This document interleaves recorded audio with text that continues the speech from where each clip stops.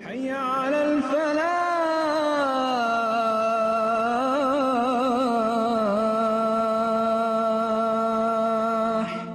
ملک و ملت کے ایک عظیم مگر گمنام محسن، تحریک پاکستان کے ہر اول دستے کا مجاہد، مفکر، مدبر و مبلغ قرآن حکیم، فکر اقبال کا امین اور شارح، وہ جس نے اپنے عصر کے مایہ ناز مسلم مفکرین کے افکار سے استفادہ کیا اور ان کی تدبیر میں قرآن کی آواز بلند کی۔ ہم بات کر رہے ہیں علامہ غلام احمد پرویز صاحب کی۔ علامہ غلام احمد پرویز 9 جولائی 1903 کو مشرقی پنجاب کے ضلع گورداسپور کے قصبہ بٹالہ کے ایک مذہبی گھرانے میں پیدا ہوئے۔ والد کا نام چودھری فضل الدین تھا۔ پرویز صاحب کی ابتدائی تعلیم و تربیت آپ کے دادا حکیم مولوی رحیم بخش کی زیر نگرانی ہوئی، جو حنفی مسلک کے ایک جید عالم اور سلسلے چشتیہ نظامیہ کے ایک ممتاز بزرگ ہونے کے علاوہ ایک ماہر طبیب اور سنسکرت کے عالم تھے۔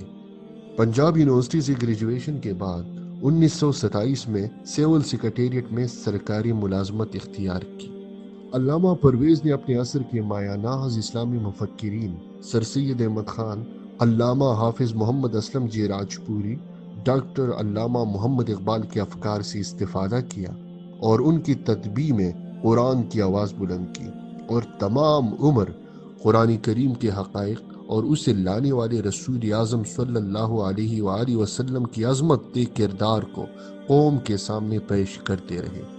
1926 میں ریاست بہاولپور کی ایک عدالت میں ایک مسلمان خاتون نے دعویٰ دائر کیا کہ اس کا خاوند قادیانی مسلک اختیار کر کے مرتد ہو گیا ہے، لہٰذا اس شخص سے مدعا کی نکاح فسخ قرار دیا جائے۔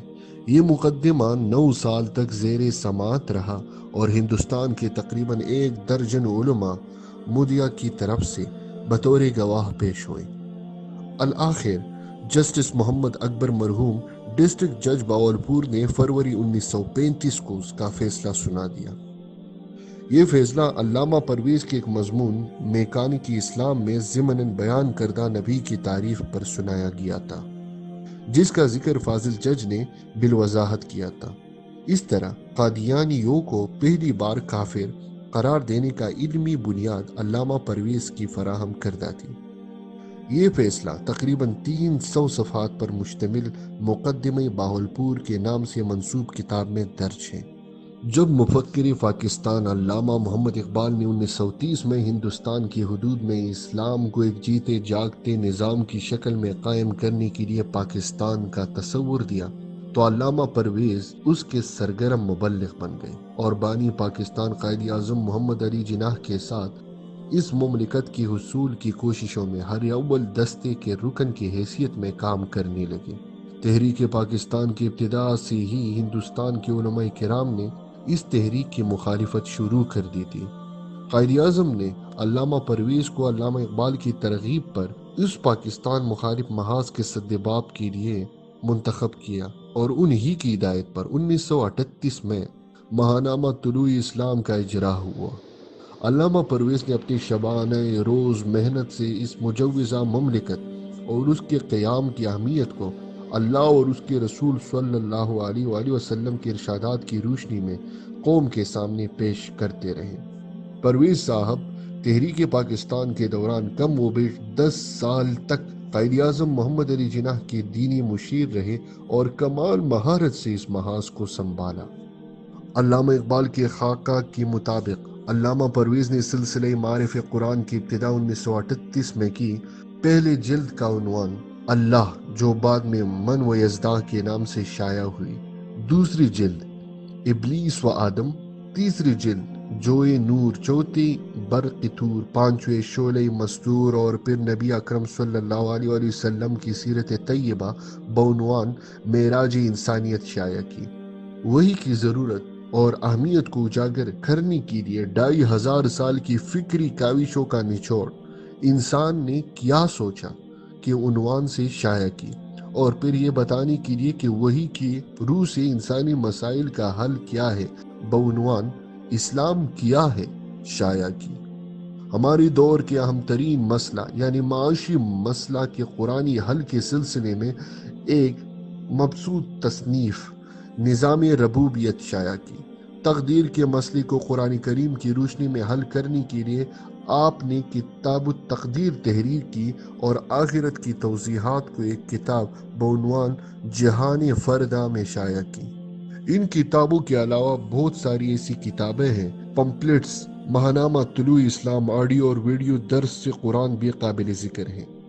یہ سب لٹریچر، آڈیو ویڈیو درس قرآن ادارہ طلوع اسلام کی ویب سائٹ طلوعاسلام.com، islamicdawn.com، پرویز.tv پر دستیاب ہے۔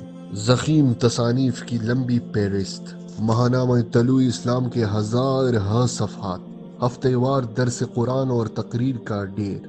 تحریک پاکستان میں باوجود سرکاری ملازمت کی سرگرم شمولیت، قائد اعظم سے قرب حاصل ہونے کے باوجود مراعات حاصل کرنے سے انکار، اپنے خلاف کفر کی فتووں سے بے پرواہ اپنے مشن میں مگن، ہزارہ سال تاریخ کنگال کرنے والا، انسانی مسائل کا حل قرآن کریم سے پیش کرنے والا ہے کوئی ایسا شخص جس نے تنہا اتنا زیادہ اور ٹھوس کام کیا؟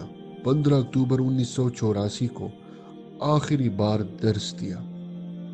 مسلسل بستر علالت پر رہنے کے بعد 24 فروری 1985 شام 6 بجے اس دار پانی سے انتقال کر گئے۔